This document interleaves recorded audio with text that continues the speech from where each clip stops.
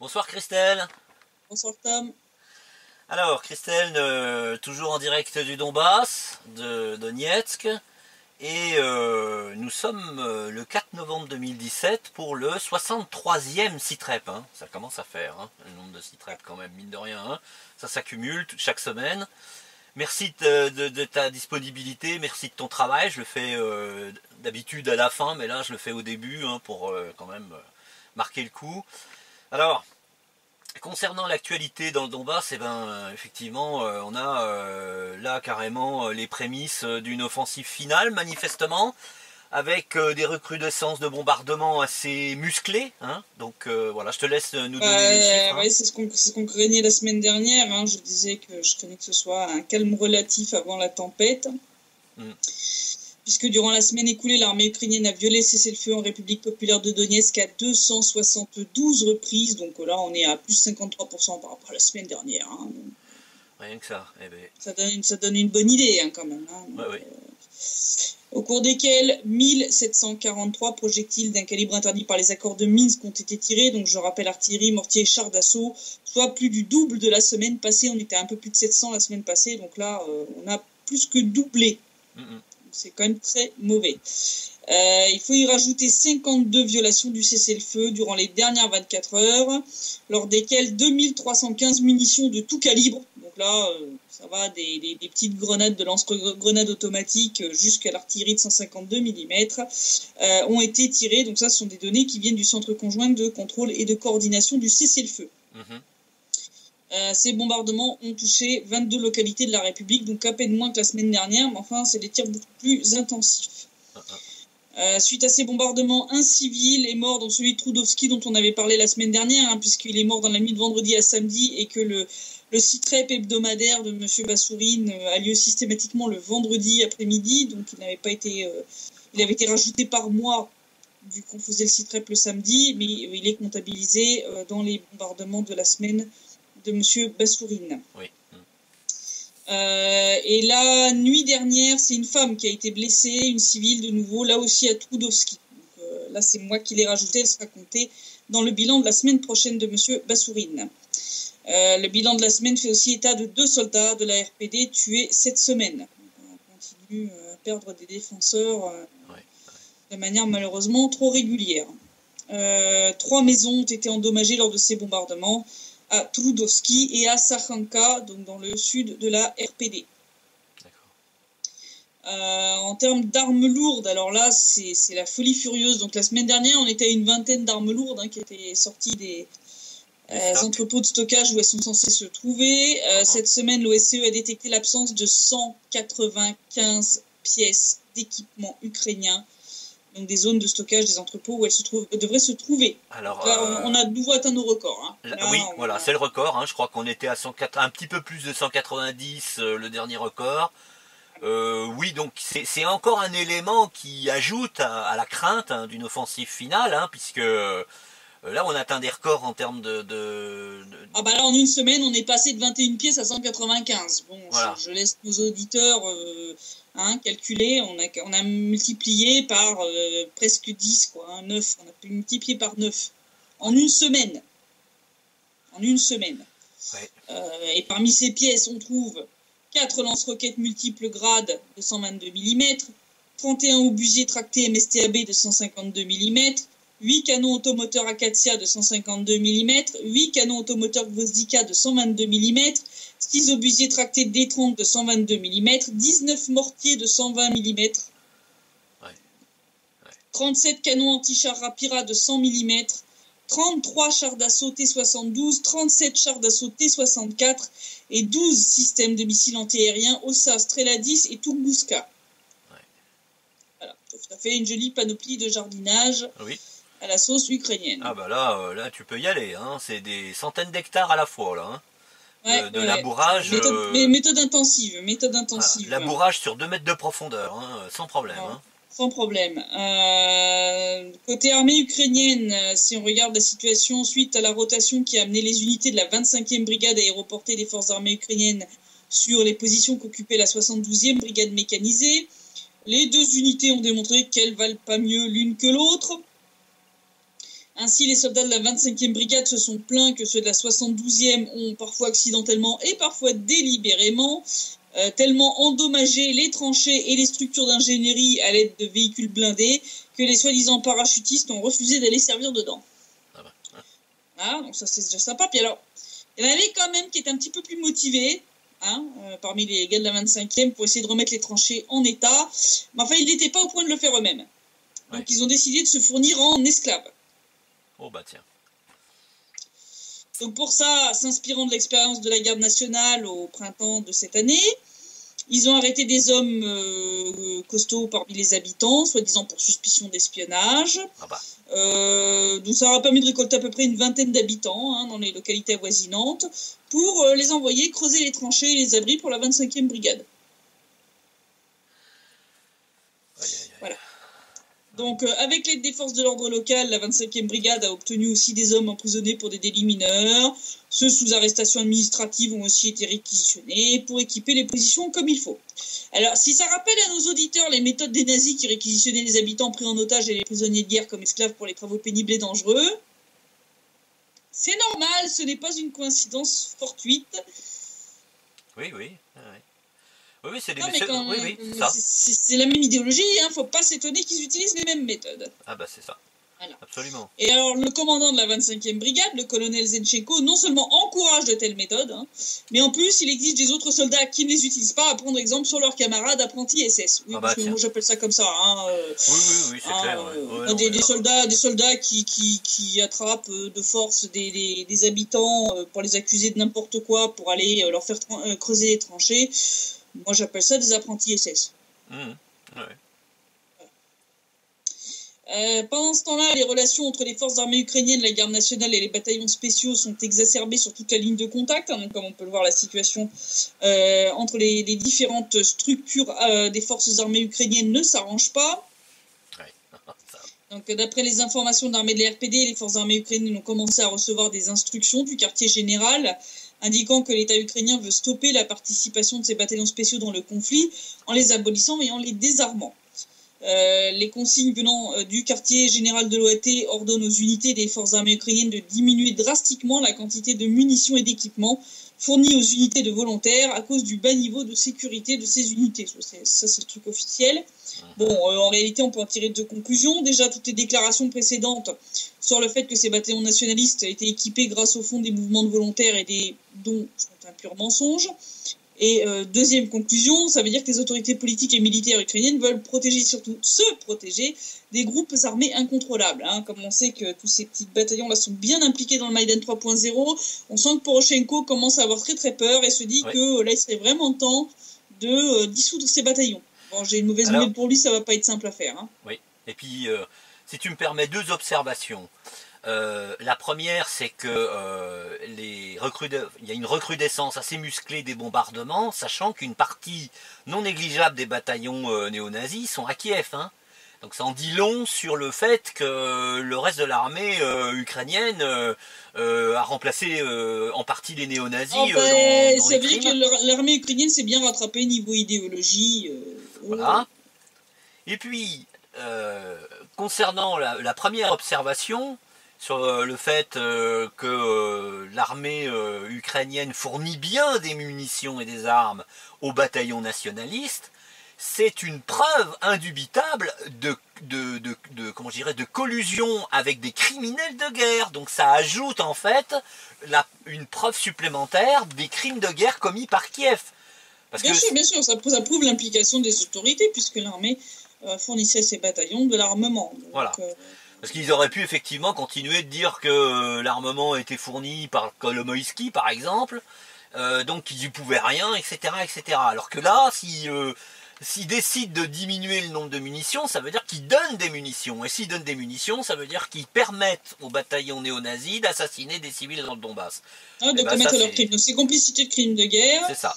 Et bon, ces bataillons nationalistes ayant eu vent de ces instructions se vengent sur leurs collègues, entre guillemets, des forces armées ukrainiennes en tirant sur leur position avec les munitions qu'il leur reste. Il semble que ce soit ce genre de tir qui ait provoqué la mort du mercenaire géorgien Sarah Lidz, Sarah Lidze, lors d'une attaque contre les positions de la RPD. Donc il semblerait que la piste d'un tir venant des positions du bataillon Donbass soit étudiée par l'équipe d'enquête ukrainienne, hein, puisque bon, côté ukrainien, quand ils ont des morts comme ça, ils enquêtent quand même un minimum. Hein. Oui. Cette enquête envisage aussi le fait que la mort du soldat Sirotenko, membre du bataillon de Donbass, soit due à un tir de réponse de l'unité qui s'était retrouvée prise sous ce tir des nationalistes. Donc ils sont en train de s'entretuer, hein. On continue hein, dans les trucs. Et puis quand ils s'entretuent pas, ils tirent sur les postes d'observation du CCCC. Donc on en avait parlé la semaine dernière, il y en avait un qui avait été pris pour cible la veille hein, de notre dernier CITREP. Oui. Les tirs ont continué puisque le poste d'observation d'Alexandrovka a été pris pour cible le 29 octobre, celui de Sakhanka le 31. Après compilation des données du mois d'octobre, il s'avère que l'armée ukrainienne a pris pour cible les postes d'observation du CCCC à 11 reprises, soit un tir tous les 2 à 3 jours. Hein. C'est un peu compliqué là de prétendre que c'est des tirs accidentels, hein, parce que je rappelle que les positions de ces postes d'observation sont communiquées des deux côtés justement pour éviter qu'ils soient pris pour cible. Ouais. Non, mais c'est bien, je veux dire, ils accumulent les preuves de leur implication criminelle. Ah bah oui, voilà. Tout, avec presque 3 tirs par semaine sur l'un ou l'autre poste d'observation, on voit bien que c'est quand même délibéré. D'ailleurs, pour celui du 31 octobre, l'armée ukrainienne n'y est pas allée de main morte en tirant pas moins de 66 projectiles de gros calibre. Donc ils ont tiré 22 obus de mortier de 120 mm et 44 obus d'artillerie de 122 mm sur la zone du poste d'observation du CCCC situé à Sakhanka, donc dans le sud de la République populaire de Donetsk. On mettra une petite carte. Oui. Donc ça va bien sûr obliger tous les observateurs du CCCC à aller se réfugier dans l'abri anti-bombardement. Les tirs ont commencé dès 17h30. Il commence à faire nuit déjà à cette heure-là. En provenance d'abord de la localité de Lebedinskoye, puis de Talakovka à partir de 18h20. Ces bombardements répétés d'ailleurs des postes d'observation du CCCC se doublent d'une volonté manifeste de saboter jusqu'au bout le travail de ce centre conjoint. Ça a été déclaré par Ruslan Yakoubov, le chef du bureau représentatif de la RPD auprès du CCCC. Il a entre autres déclaré que les officiers ukrainiens de ce centre conjoint, puisque ce centre conjoint contient des officiers ukrainiens, des officiers de la RPD et des officiers russes. Leurs collègues ukrainiens ne comptabilisent pas correctement le nombre de bombardements, aboutissant à des impasses lors des négociations à Minsk. Monsieur Yakoubov a même révélé que le nombre de violations de la trêve académique par la partie ukrainienne telle qu'annoncée par les représentants ukrainiens à Minsk non seulement ne coïncide pas avec les données qui sont disponibles côté RPD, mais ça coïncide pas non plus avec les données de l'OSCE. Ah oui. C'est vraiment... c'est désabusant quelque part. Voilà. Donc d'après M. Yakoubov, en fait, il s'avère que les collègues ukrainiens maintiennent depuis longtemps des registres et des listes journalières séparées des autres collègues. Hein. Donc ils font leur petite comptabilité dans leur coin. Il semble qu'ils enregistrent presque jamais les violations de la partie ukrainienne, commentant les bombardements du territoire de l'RPD et les morts d'habitants comme étant des autobombardements. Puisque c'est l'armée de l'RPD qui tire sur son propre territoire. Bien sûr, allons-y gaiement. Ou qu'on fait des explosions pour simuler des bombardements. Oui, les soldats ont vraiment que ça à foutre. Donc c'est un peu compliqué. Donc bon, on voit bien que ces tentatives en fait d'empêcher les observateurs de travailler, parce que quand ils leur tirent dessus, le but c'est de les obliger à se réfugier dans les abris. Quand ils sont dans les abris, ils ne peuvent pas compter. Hein. Oui. Donc, on voit que l'idée de Kiev, c'est d'empêcher la comptabilisation des violations du cessez-le-feu par l'armée ukrainienne et donc de compliquer l'application du cessez-le-feu. Je rappelle que c'est quand même le premier point des accords de Minsk et que si celui-là est déjà pas respecté, on ne voit pas bien comment le reste des points des accords de Minsk pourront être mis en œuvre. Ah, là, c'est clair, oui. Ouais. Voilà. Juste comme ça, un petit rappel. C'est effarant. Franchement, là, on touche le fond. Si on regarde la situation en RPD, la République populaire de Donetsk et la Fédération de Russie ont signé, donc dans la ville de Vladimir, de nouveaux accords de coopération entre les villes des deux pays, dans le cadre des travaux du fameux comité d'intégration Russie-Donbass, dont on avait déjà parlé plusieurs fois. Donc, ça a été rapporté hier par le service de presse du Conseil populaire de la RPD. Donc ils ont fait en fait une table ronde internationale intitulée 4 novembre, jour de l'esprit russe, Russie, Donbass, nous parlons la même langue. Une fois que la table ronde a été terminée, en fait, ils ont signé des accords de coopération entre les villes de Souzdal et de Dokuchaevsk, de Yassinovataya et de Murom, de Krasnodon et de Kovrov, ainsi qu'entre le district de Slaviano-Serbski de la RPD et le district de Kovrovski de la région de Vladimir en Russie. Donc il a été donc parmi les participants se trouvait un député de la Douma, Andrei Kozenko, un membre du conseil de la fédération de Russie, Sergei Tsekov, Igor Plotnitsky, Denis Pouchine, le président du conseil populaire de la RPD, bien entendu des points concernant la coopération économique, sociale, humanitaire et culturelle ainsi que l'éducation patriotique ont été examinés dans le cadre du travail du comité d'intégration. Pouchiline a fait aussi une déclaration sur l'importance du patriotisme et puis ce qui a uni en fait le peuple du Donbass dans la guerre. Donc j'encourage les gens. J'ai fait une traduction complète de cet article-là en français. On mettra le lien vers la version en français complète. Les gens pourront lire la déclaration de M. Pouchiline. Donc je rappelle, ce comité d'intégration, c'est un organisme public qui fonctionne en permanence et dont les activités visent à renforcer le processus d'intégration humanitaire, sociale et culturelle du Donbass et de la Fédération de Russie. Il avait été créé le 17 mars 2017 lors d'une réunion constitutive qui avait eu lieu à Yalta en République de Crimée. Voilà. Si on regarde l'évolution générale de la situation en Ukraine, le FMI se plaint que l'Ukraine ne déploie pas les efforts suffisants pour lutter contre la corruption, ce qui coûterait, d'après ses estimations, chaque année 2% de son PIB. Ça, c'est ce qu'a déclaré le représentant permanent du FMI en Ukraine, Goestal Ljungman. Ils disent que pour eux, l'Ukraine est derrière tous les pays d'Europe centrale et orientale en termes de corruption. Oui, au minimum. Et que donc, selon leurs estimations, cette corruption coûte chaque année à l'Ukraine près de 2% de son PIB. Les déclarations qui interviennent après l'arrestation le mardi 31 octobre d'Alexandre Avakov, le fils du ministre ukrainien de l'Intérieur Arsène Avakov, par des agents du Bureau national anti-corruption. C'est une idée où ça commence à sentir mauvais pour Porky parce qu'il n'est pas spécialement exempt de tout reproche en termes de corruption, lui, hein. Oui, et puis surtout qu'Avakov, pour l'instant, continue de soutenir Poroshenko. Donc, le fait que le fils d'Avakov soit pris pour cible est quand même un signe. Oui, absolument. Donc, il faut savoir qu'il est accusé de corruption dans une affaire datant des années 2014-2015, quand le ministère de l'Intérieur avait passé un appel d'offres pour fournir la garde nationale en sac à dos tactique. Le marché avait ensuite été remporté par une société contrôlée par un proche de la famille Avakov. Dans le cadre de cette affaire, 3 personnes soupçonnées d'avoir détourné $500 000 ont été arrêtées. Le fils Avakov a été relâché sous caution. Ouais.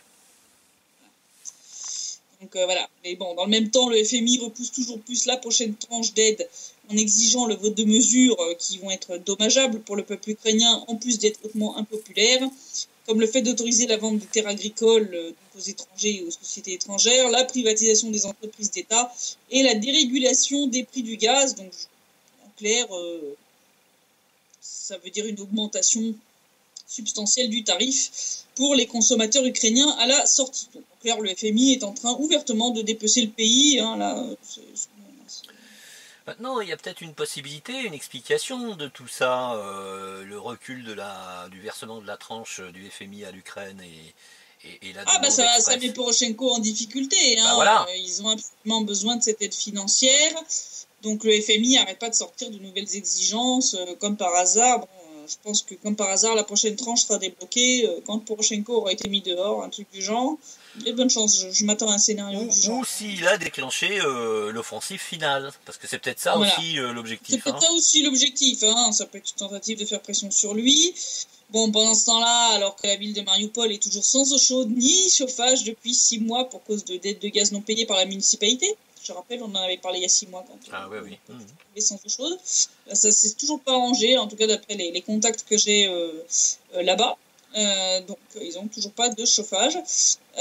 Bon, je rappelle que l'Ukraine tire de plus en plus sur ses centrales nucléaires en mauvais état pour compenser le fait qu'elle a dû arrêter la plupart de ses centrales électriques à charbon faute de combustible. Je pense que l'hiver va être très intéressant et particulièrement dur surtout pour les Ukrainiens à cause de ce déficit en charbon, puisqu'il manque actuellement 4 millions de tonnes de charbon à l'Ukraine pour passer l'hiver correctement. Dont 3 millions doivent absolument être de l'anthracite. Or, à part les républiques populaires de Donetsk et de Lugansk, qui sont désormais sous blocus commercial total, le seul autre pays qui peut fournir cette qualité de charbon, c'est la Russie. Oh, bah tiens. Et c'est là qu'on voit que la politique russophobe des autorités ukrainiennes actuelles, c'est du suicide collectif. Hein.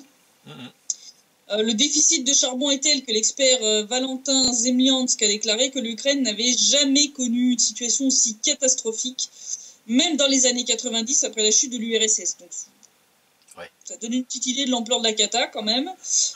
Pour lui, l'Ukraine risque de se retrouver à court de charbon dès le milieu de l'hiver, c'est-à-dire vers le mois de janvier. Sans charbon, on se doute bien que les Ukrainiens vont utiliser un maximum les radiateurs électriques pour compenser l'absence de chauffage et ne pas mourir de froid. Pour ceux qui pourront continuer à payer leur facture d'électricité, hein, parce que, bon, vu la situation économique en Ukraine, c'est pas gagné. Et en sachant que sans livraison de charbon suffisante, l'Ukraine ne pourra quasiment compter que sur ses centrales nucléaires mal entretenues et antédiluviennes. Le nouveau Tchernobyl qui se profile, là, je sens bien venir là. Oui. Et puis, ça va pas faire de la dentelle. Hein. Je rappelle qu'il y a une centrale en particulier qui s'appelle celle de Zaporozhye, qui est au bord d'un grand bassin. Et qui contient 6 réacteurs. Hein. Voilà, c'est pas 4, hein, c'est 6. Hein. 6. Donc si ça pète, ça va pas faire dans le détail. Hein. Non, puis le nuage s'arrêtera pas plus à la frontière qu'en 1984. Hein, donc, 86. 86. Mars 86, hein, ça c'est... Mars 86, ouais. Donc bon, hein, à 31 ans d'écart, ça fera pas de différence. Hein. Non. Le nuage ira tout aussi loin. Hein. Je rappelle pour les Européens qui pensent que ça les concerne pas. Hein, je vous rappelle que non, le nuage de Tchernobyl ne s'était pas arrêté à la frontière. Voilà. Ah oui. Et puis il y a eu beaucoup de gens qui souffraient de la thyroïde. Et qui continuent encore aujourd'hui. Hein, des épidémies de cancer de la thyroïde dans beaucoup de pays d'Europe, dont la France. Hein. Ouais. Donc, voilà, donc si c'est une centrale comme Zaporozhye pète, on fera un remake de Tchernobyl 31 ans après. Ouais. Voilà, mais à la différence des Russes, ou en tout cas des Soviétiques, les Ukrainiens vont évidemment pas aller vider d'eau la zone qui se situe sous le cœur du réacteur, hein, pour empêcher une explosion nucléaire, celle-là par contre. Hein. Donc je pense qu'il faut s'attendre à vraiment à des choses catastrophiques si vraiment cette centrale venait à exploser. Hein. Ouais, ça serait quand même très mauvais. Donc, comme je dis, là, ça serait peut-être temps quand même que les Européens se bougent et arrêtent la gabegie. Là. Donc, on a une catastrophe nucléaire sur les bras. Oui. Surtout qu'à Kiev, ça devient de plus en plus tendu pour Poroshenko, puisque même l'ancien président ukrainien, Viktor Yushchenko, donc celui qui avait été président après la fameuse révolution orange, oui. Le premier Maïdan, tacle Porky et son gouvernement, la politique de son gouvernement dans son blog qu'il a sur le site de la chaîne 112, chaîne qui appartient, je le rappelle, à ce cher Igor Kolomoïski qui finance et soutient le bataillon de Donbass et donc le Maïdan 3.0 en cours à Kiev. Non, mais c'est pour que les gens ils se rendent bien compte des petites connexions qu'il y a entre tout ça. Oui, entre les sionistes et les nazis, par exemple. Ouais. Donc ce cher Yushchenko a dit en substance que le gouvernement ukrainien utilise le conflit dans le Donbass pour cacher son incompétence et le fait qu'ils ne font rien. Et que le gouvernement ukrainien en profite, donc Yushchenko en a profité pour marquer son soutien justement aux manifestations en cours à Kiev. Donc pour Yushchenko, il trouve tout à fait légitime que les gens veuillent destituer Poroshenko. Donc, eh ben. Voilà. Non, mais discrètement comme ça, hein, il est en train d'en glisser une à Poroshenko. Tout va bien. Pendant ce temps-là, après le raid d'une quarantaine de personnes contre une installation militaire à Odessa pour y voler du matériel militaire, le commandant de l'unité chargé de protéger cette installation a été mis en résidence surveillée sur décision de justice pour n'avoir rien fait pour empêcher le vol du matériel. Et ce cher Dmitro Yarosh, l'ancien chef de secteur droit, est prêt à envoyer une de ses unités pour punir Odessa suite à cette histoire. Ah oui, ça part, mais complètement en live dans ce pays. Donc il faut savoir que les nationalistes, tous les ultranationalistes ukrainiens, ont depuis longtemps un contentieux avec le maire de la ville d'Odessa, parce qu'ils estiment que lui et son équipe sont pas assez patriotes. Donc, de manière assez logique, c'est lui et ses employés qui ont été accusés par Yarosh d'être derrière ce scandale que Yarosh a assimilé à du séparatisme.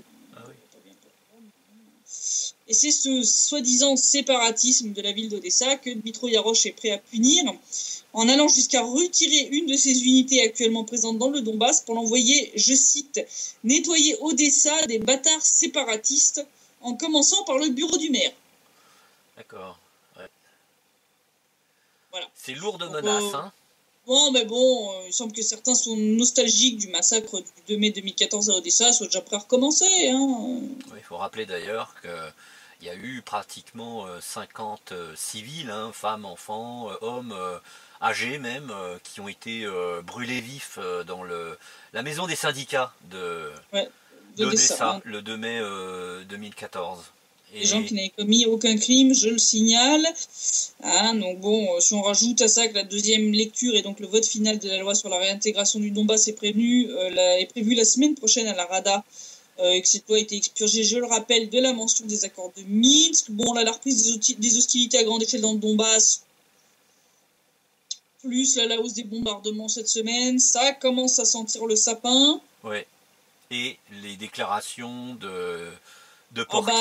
Les déclarations de Poroshenko, qui a fait une déclaration pour le jour des artilleurs et des soldats, des systèmes balistiques, leur disant qu'ils devaient se tenir prêts à retourner sur le front du Donbass. Donc ils ont été retirés, je rappelle, pour respecter les accords de Minsk, afin de se battre. Zakharchenko aussi, qui a déclaré que l'armée de la RPD se prépare à une grande offensive de la part de Kiev, qui devrait avoir lieu bientôt, d'après lui, en passant par une autre déclaration de nouveau de Zakharchenko, où il annonce que la réunification du Donbass sera militaire et devra se faire au bon moment pour qu'il y ait un minimum de pertes, et que surtout, ce qu'il a dit, c'est qu'il ne voulait pas qu'on reprenne des villes pour les reperdre derrière, avec tout le risque de répression contre la population qui s'en suivrait. Ouais. Donc pour lui, il faut choisir le bon moment en fait pour que la reconquête soit définitive et qu'on ait le moins de pertes possible, aussi bien chez les civils que chez les soldats. On voit bien que là, les accords de Minsk sont morts et enterrés, et que personne ne veut encore officiellement l'admettre. Donc, je pense comme Zakharchenko que ce n'est désormais qu'une question de moment opportun à attendre pour que les bonnes conditions soient réunies d'un côté comme de l'autre. Donc, le chronomètre est allumé et on verra combien de temps il faudra pour qu'on atteigne le point de non-retour de ce côté-là. Ouais. Alors, la semaine dernière, on n'avait pas eu pendant ce temps-là à Kiev. Cette fois, on en a 2. Oh, on est gâtés. Ouais, mais c'est pas avec Porky.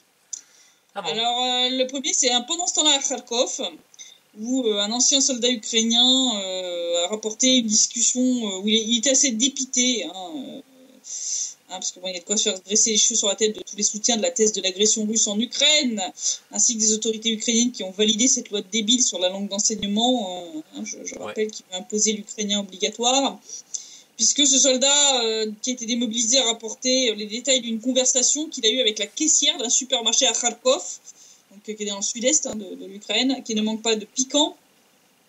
Donc il dit « J'ai demandé à la caissière en russe pourquoi elle ne parlait pas en ukrainien avec les clients. Elle m'a répondu « Je suis russe et toute ma vie j'ai parlé la langue russe. » Pour elle, donc, il n'y aurait qu'une seule langue d'État, le russe. Et elle a alors déclaré « De toute façon, bientôt la Russie viendra et il n'y aura plus de langue ukrainienne ici. Et si vous voulez parler ukrainien, alors vous devez aller chez les banderistes à Lvov. » La propagande, ouais. Là, il s'est vu un peu cassé. Là, je crois que la propagande ukrainienne a un petit peu de plomb dans l'aile dans la partie du Donbass qu'elle occupe. Je pense que. Oui. Là, faut revoir votre copie, les gars. C'est pas joué, là. Mais c'est même. Il y en a qui ont l'air de les attendre, les chers Russes imaginaires que Poroshenko dit avoir vu dans le Donbass. Et ce cher Porky, après avoir filé des chocolats magiques à son premier ministre, il semble qu'il a dû aussi enfiler à Kurt Volker, le fameux représentant spécial américain en Ukraine. Non, parce qu'au vu de la situation réelle de l'armée ukrainienne, il faut être drogué ou de mauvaise foi pour sortir que l'armée ukrainienne est en pleine forme et qu'elle a récupéré après 2014. Ah oui, d'accord. Voilà. Bah, ceci Pour remettre dit, un peu dans le contexte, oui. que les gens comprennent. Donc cette réponse délirante a été sortie en réponse à des journalistes qui demandaient à Volker si une décision avait été prise par les USA concernant la fameuse livraison d'armes létales à l'Ukraine. Volker a alors déclaré qu'il n'y avait rien de neuf à ce sujet, mais que chaque pays avait le droit de se défendre et que l'Ukraine faisait face à un conflit sur son propre territoire. Et c'est après ça qu'il a souligné que les forces armées ukrainiennes sont en pleine forme et avaient réussi à récupérer après 2014. Bon, alors, quand tu vois que les autorités ukrainiennes font actuellement des razzias dans les boîtes de nuit à Kiev ou dans les rues de Lvov, pour contrôler tous les jeunes hommes en âge de servir dans l'armée et attraper ceux qui essaient d'échapper au service obligatoire, vu que la dernière vague de mobilisation a à peine obtenu 4% qui ont répondu au dernier appel sous les drapeaux. Oui, d'accord. 4%. Bah, ils sont pas fous quand même, hein. Ils savent très bien où est-ce qu'on va les envoyer. Tu vois vraiment qu'ils sont pas dingues quand même. Hein. Je félicite les Ukrainiens quand même. Voilà. Que tu vois que les forces armées ukrainiennes s'entretuent avec les bataillons nationalistes et la garde nationale, sans parler des pertes hors combat stratosphériques de l'armée ukrainienne dont nous avons parlé la semaine dernière. Oui. À savoir plus de 10 000 en 3 ans. Alors, si ça c'est une armée en pleine forme, c'est quoi une armée qui va mal? Ouais. Ah mais sérieusement, ben... Oui. Mais c'est bien que la méthode Coué, mais... En même temps, on voit bien que on voit quel est l'inspirateur des discours stupides de Poroshenko, hein. Ça vient de Washington, hein, disant super armée. La méthode Coué américaine.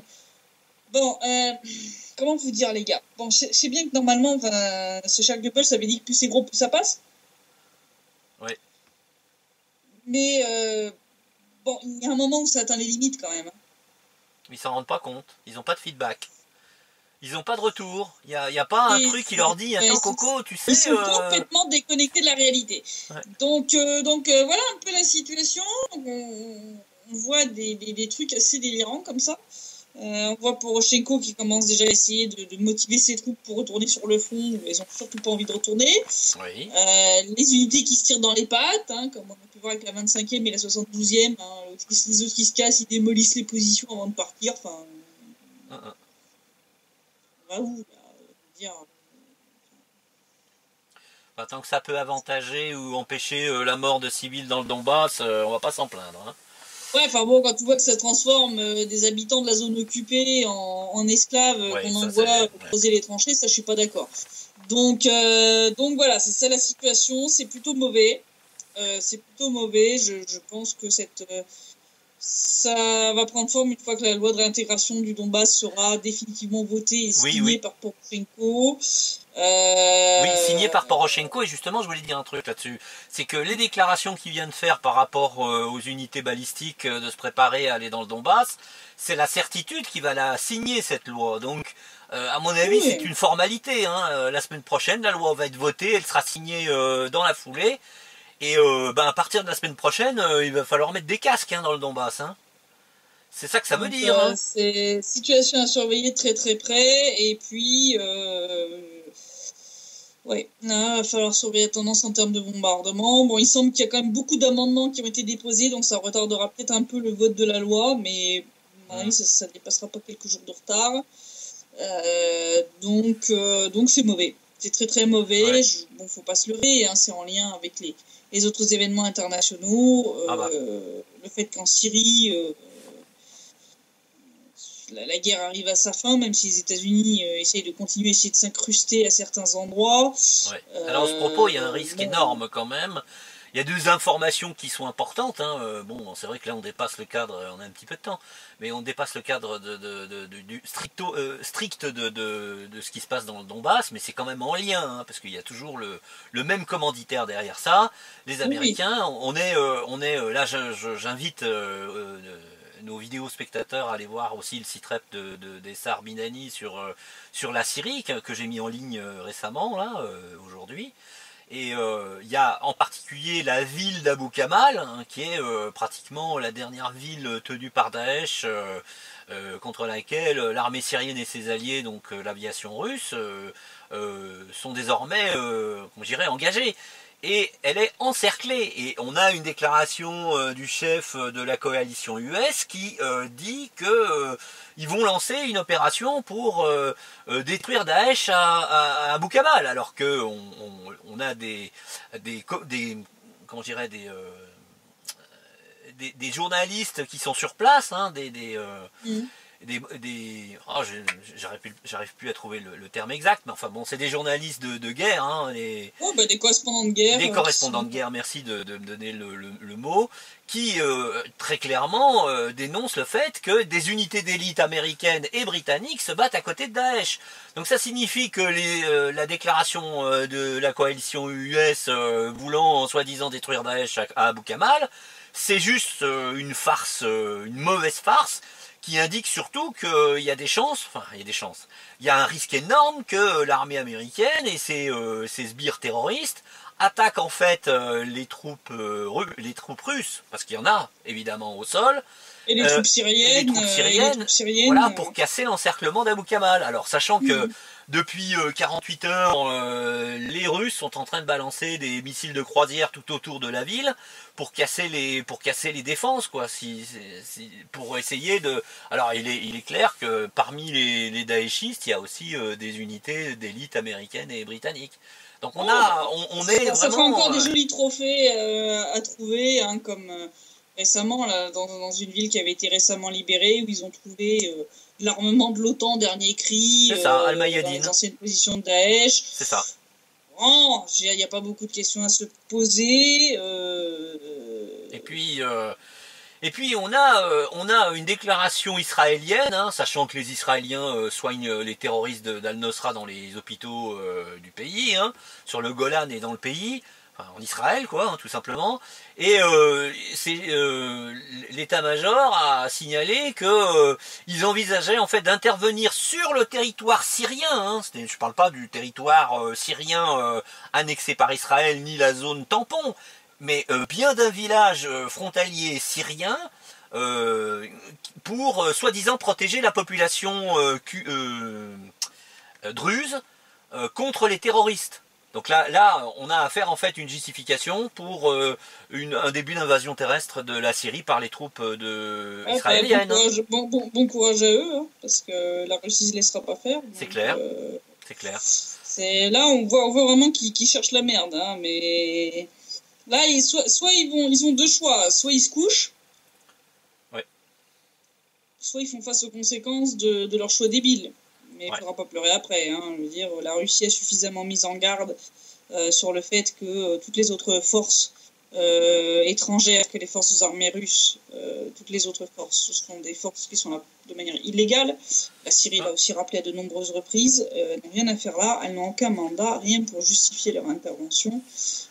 S'ils se prennent des bombes russes sur la tête, c'est de leur faute. Bah oui. Et puis les Américains qui tiennent un camp de réfugiés où il y a 60 000 personnes en otage, hein, pour protéger sa base illégale à côté d'Al-Tenf. Et d'assister aux batailles fratricides entre terroristes parce qu'ils sont ils s'estiment être injustement payés par rapport aux autres, etc., quitte à tuer ou blesser gravement les occupants réfugiés du camp à côté, que les Américains ne soignent pas. Non, voilà, donc situation à surveiller. Effectivement, le conflit du Donbass, de toute façon, est lié au conflit syrien, on l'a souvent dit. Oui. C'est les mêmes intérêts de toute façon. Donc, du fait que là, la situation va devenir tendue, très tendue en Syrie, la tentation va être bien sûr de rallumer le conflit du Donbass pour occuper la Russie dans le Donbass. Donc, ils n'ont toujours pas compris qu'ici on n'a pas d'armée russe et que donc ça occupera pas beaucoup la Russie, qui se contentera juste de surveiller ce qui se passe à sa frontière pour s'assurer que, comme ils l'ont dit, ne se répétera pas des choses comme le massacre de Srebrenica. Mais voilà, ça s'arrêtera là. Donc, situation à surveiller. mais la tendance pour l'instant est assez mauvaise, aussi bien dans les actes que dans les mots. Côté ukrainien, côté états-unien. Voilà, ça commence vraiment à sentir le sapin pour les accords de Minsk. Donc voilà, j'ai dit, je l'espère seulement à samedi prochain. Oui. Pour le 64e sitrep. Et en attendant, bonne soirée et donc à la semaine prochaine. Merci Christelle, encore merci pour ton travail et pour les informations que tu nous offres, tu nous donnes. À très bientôt, à samedi prochain. À bientôt. Au revoir. Au revoir.